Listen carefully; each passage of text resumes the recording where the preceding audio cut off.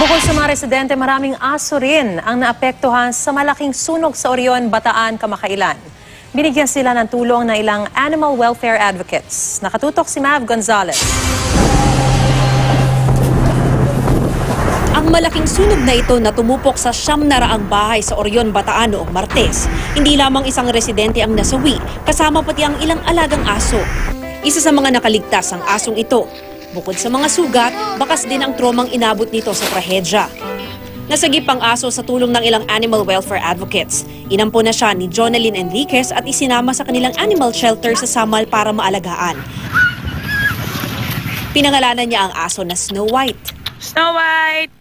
Ang iba pang mga asong nakaligtas, binigyan din ng mga pagkain at gamot.